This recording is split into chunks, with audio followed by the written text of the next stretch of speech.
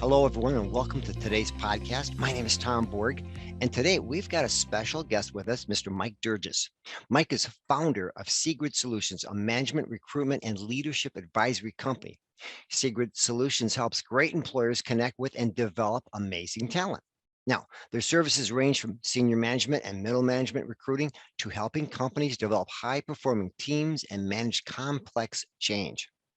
Mike is a recovering consultant who has spent time in international strategy consulting as a principal for a global consulting firm, operations management as COO as for a tier one automotive supplier, as well as senior positions for several high-tech entrepreneurial startups.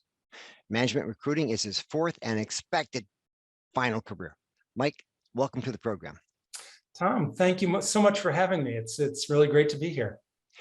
Well, Mike, as we know, currently as we're recording this, hiring is such a hot topic, and all the time I hear it on just about every podcast I'm listening to or one I'm doing that comes up with my own clients. They're always looking for great people, and they're complaining to me that they don't seem to find anything out there, anybody out there that could really help them in terms of the positions they're trying to fill. So tell me, what do you do and how do you do it? So yeah, what we do is we take the employer's needs, what they're looking for in a position, what their cultural attributes are, and then we go out to the marketplace to find those candidates that specifically meet those needs. Now, Mike, I've heard that management recruiters are expensive. I mean, how do you address that? Yeah, there is a cost to using quality management recruiters, but especially today, recruiting is very difficult. It's a hard thing to do. It takes a lot of time. It takes a lot of effort to really successfully manage a search and to get good results. So a lot of employers kind of follow what we call a post and pray method. And so they will post their job openings on their website, maybe use Indeed or LinkedIn, and pray that they get good candidates. Especially today, that doesn't work very well. And so you either get candidates that aren't qualified or you don't get any candidates in a lot of cases. So a good management recruiter will bring you a number of benefits. They will typically bring a much faster search for you. It's all, as a recruiter, it's all we do. So we're working for you and we spend all of our day going out and finding, interviewing and bringing to you good candidates. Mm-hmm. We also proactively identify candidates. So as opposed to that post and pray method in working, yep. I'm sorry, Mike. You're fine. You're fine. I just had a thought and that's right. Give it a second and we'll just start it again. I'll go back. I'm sorry I interrupted you. I had something I thought I should have said that I didn't say, but it's not important. Oh, you know what? Here's what we're going to do. We're going to do this right. Okay. We're going to start it over again right now. Okay. Okay. Right from Mike, I'm glad to have you on the show. Right from that point, you kick in. Okay. So I just said, hey, Mike, great to have you on the show. Tom, thank you so much for inviting me. It's really great to be here. Thank you, Michael. Michael, one of the things I keep hearing from a lot of the clients I've been working with is that you just can't find good candidates out there to interview. You can't find good people to join your company. What's your take on all that? It is, especially today, recruiting is really hard. There's many more job openings than there are candidates, people looking for work. And it takes a lot of effort on the part of employers to go out and actively find those candidates. We have that issue with our employers. It's frankly one of the reasons they'll come to us to help with those searches. But then obviously, it's becoming more challenging for us as professional recruiters as well. Mm-hmm. Now, sometimes you hear the objection from some companies when you talk about a recruiter that some of them are expensive or they can be expensive. How would you answer that? Yeah, there is obviously a cost associated with it. We tend to partner with our clients, and so we'll take the approach of actively taking on that workload. So rather than having to hire somebody to go out and do the recruiting, you can let us handle that heavy lift. And I think in terms of using a professional management recruiter, there are a number of benefits that come to the employer. One is the searches tend to be faster because it's all we do. We know the market, we know the processes. We go out and we find those candidates and we can get them to you faster than if you were running a search on your own. The second is just really a proactive identification of candidates. A lot of employers really kind of follow what we call a post and pray approach. So they'll have their resume, or they'll have their job description rather, and they'll post it on their website. They'll post it maybe on Indeed or on LinkedIn, and they'll pray that they get good candidates. And especially today, that doesn't work. You're either getting a lot of candidates that aren't qualified for what you're looking for, or, I mean, quite honestly, you're not getting any candidates at all. Which raises a lot of frustration. So a good recruiter is going out and actively identifying those people that fit your experience, you know, what you need from an experience standpoint, but then also importantly from a culture standpoint. The other thing is really, as I mentioned kind of earlier, recruiters will take the burden off of you. So, you know, your hiring managers have day jobs. Your HR department has important, they've got to get the payroll out on time. The recruiters do all of that upfront heavy lift to make sure that when your hiring manager and when your HR department is looking at candidates, they're validated, they're vetted, they're ready to go. So really a good portion of the process is handled upfront. Well, when it comes to management recruiter, what should our listeners look for in deciding which one to hire? Yeah, that's a really good question. I think first off is integrity. The management recruiter is an extension of your company. They are how the candidates interact with the recruiter is going to be, you know, partly how they view your company. So you want to look for a recruiter that can really represent your brand as an employer and give that, you know, good candidate experience. One of the other things that, you know, so when we're talking with our employers, you know, we want to build a level of trust. And so, you know, they know us, they trust our judgment, obviously, in terms of what we're looking for. Another thing to look for is, do the recruiters get to know you, get to know your company, get to know your business? Do they come out to the plant? You know, if it's a plant manager role, are they out there on the floor, you know, seeing the people, seeing the processes, you know, meeting with them to get a feel for what's the culture like? Do they know your industry? You know, are they interested in, if they don't know your industry, because it's not always that, you know, that they will, and that's not necessarily a problem, but are they interested in learning it? You know, are they learning what makes it tick, what's important to you? And then finally, flexibility. Especially today with the challenges in hiring, having a recruiter that's flexible, so they'll meet you on your terms and at your times. Importantly, they'll meet the candidates on their terms and their times. You know, the days where it made sense to, you know, drag a candidate from their work into your office to sit for an interview as a recruiter is gone. You know, it's much more efficient to do it as a Zoom call. They can fit it in during their lunch. They can fit it in the evenings. You've got to look for that flexibility on the part of the recruiter, because it is a very, you know, the talent is scarce at the moment. Mm-hmm. Let me ask this. I have some questions I prepared here. What do I need to do to get the most out of working with the recruiter? So if I was an employer looking to hire your company, what would I need to do? What would be my responsibilities to make sure that we get the most out of hiring you? Yeah, another good question. You know, working with a recruiter really is a partnership. Mhm. And, you know, we as a recruiter are here to make our clients, to make your life easier. That's, that's really our sole purpose. Mhm. And that, you know, being a partnership, being a relationship is really much, you know, it's a two-way street. What we find in our most successful partnerships with our clients is one, communication. We have fantastic communication, you know, from our clients to us, and, you know, and vice versa. So understanding and communicating about expectations, you know, if this is a role that, you know, you need done tomorrow, or you have very specific skill sets, whatever, communicating those expectations to us. Communication of the process is really important. If it's, for example, a confidential search, you know, at what point in the process do we get to share, you know, who you are as a client to the candidates?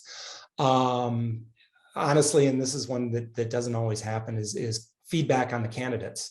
So as you interview candidates that are presented from the recruiter, providing feedback. What did you like about them? What didn't you like about them? Because that helps us as recruiters fine tune our approach. And as we're talking with candidates, we get much better at understanding, okay, yeah, this candidate is going to fit with that client, or no, this candidate might fit well with another client, but not so much with you. So it really helps make our process faster, and obviously makes the results for you as a client much better. I'd say responsiveness is another thing to look for. So, kind of tying into that communication aspect.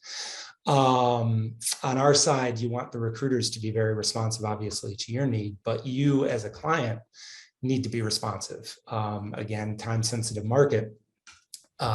Getting us feedback. Yeah, we like this candidate. We want to interview them. Or no, we don't. So we can let them off the hook.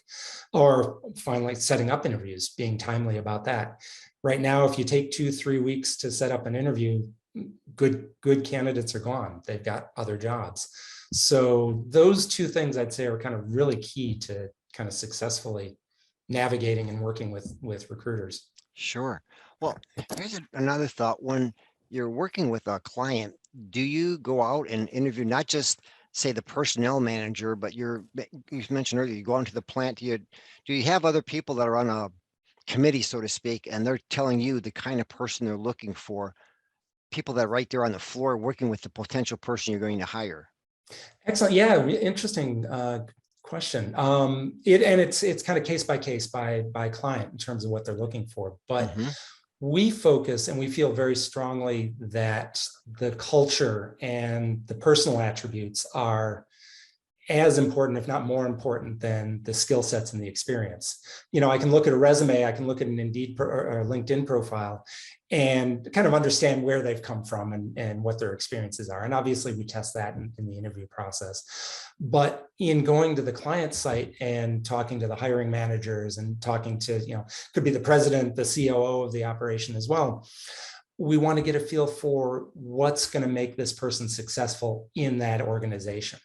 So we will ask questions, like what, in 12 months, what's going to, what does success look like for this candidate? And then what are the key attributes? So for example, it could be a roll up your sleeves organization. So everybody just jumps in, pitches in to do what needs to be done, whether it's for their coworkers or the customers or whatever. That could be an attribute that they want us to look for. It could be an entrepreneurial spirit where, they're, regardless of whether they come from, a Fortune 500 or a, small startup, they understand, they get that concept of, doing what it takes, maybe working on a shoestring budget, being able to adapt and pivot. That could be important to them. Teamwork, collaboration is another one that a lot of companies really want to press on. So we identify all of those characteristics and then set specific interview questions and a specific interview guideline to test for those. And then when we present candidates to our clients, they get a very detailed report out saying, okay, on teamwork, here's the experience, here's what they've done, here's where they've had a team fail and what they did to overcome that. So you get a really good feel for the candidate before you even meet them. Do you ever get to the point with a client where they've got their sights set on one particular candidate, but your company's feeling they've actually got another candidate that's better qualified, would be a better fit? Do you make recommendations to them, or how does that work? Yeah, that's a touchy subject in a sense, in terms of, we obviously, as recruiters and kind of doing this for a living, get a gut feel for, who's going to be successful, who our top candidate is. But we're not the client. We're not walking in their shoes, on a daily basis. Right. So initially we do try and keep our view out of it. We want to present the candidates as they present to us and let the client make the decision. Most times they ask, oh, what's your opinion? And so we'll give our thoughts on strengths and weaknesses of all the candidates, because, even our favorite might have, typically does have, some weakness that they, might want to address. But honestly, we don't push clients in a specific direction. Mm-hmm. All of the candidates that we present, we would stand behind. Okay. Any of those 3 to 5 should be perfectly capable of doing the job. It's now then on the client side, who do they feel most comfortable with? Exactly. Yeah, that makes sense. Where they're having that gut feeling themselves, if this is somebody they feel would be a good fit, it just seems to be a good place for that person to come to work. Absolutely. How about this one? I want to improve my in-house recruiting. What should I be doing? So let's say, for instance, we're doing our own recruiting. Your client says that to you. What would you suggest to them? Yeah, there's a number of things that companies can do, and quite often, uh, frankly, shoot themselves in the foot by not doing. And I Oh, don't, they're not necessarily expensive. They take some time and they take some effort. I honestly, I still believe that recruiting is not rocket science. It's, it takes a certain emotional sensitivity and understanding, but anybody can do it. I think being proactive is one of the key things. So, we talked about post and pray. Don't do that. Be proactive in terms of, what skill sets you're looking for. Go out and find those people. And hmm. it's leveraging your network. It's leveraging your other employees. They know who's going to be good and fit in the organization. LinkedIn, obviously, whether it's your LinkedIn network, post the job description to your friends and network on LinkedIn. Look for specific people through LinkedIn, and then you can use the job posting board there, or other job boards, whether it's Indeed, whomever. I'd say personalize the experience. So a recent story I had from a candidate was they were going and interviewing. They had 2 different job interviews in back to back. And the first interview went into a plant, was 600 person manufacturing facility. The plant manager actually came out and took them on the tour and introduced them to people, talked about the job, spent an hour and a half with this candidate, and really gave them a feel. Now, I mean, this was probably not the hottest, fire that they were putting out, but the plant manager took that time. The next interview was same manufacturing plant, different company, but manufacturing plant. Met with a recruiter. The recruiter forgot to bring the resume and said, "Oh, that's okay. That's not important." Didn't really know about the job. Didn't have anything to say about the company. Hmm. And you look and, okay, if I'm a candidate, which company am I going to go with? Which one's investing in me as a candidate and the potential employee. So kind of personalizing that, making sure you've got a high touch, a personal approach to it. Mm-hmm. Speed is also really important, especially with bigger companies that have this bureaucratic, historic process of recruiting. Things just need to move faster now. Good candidates, if they are on the market, will get snapped up in a week. We had, and this is through no fault of our client, we started a search on a Monday. On a Friday, we presented some candidates to them. By the next Monday, 2 of those candidates had other jobs. Wow.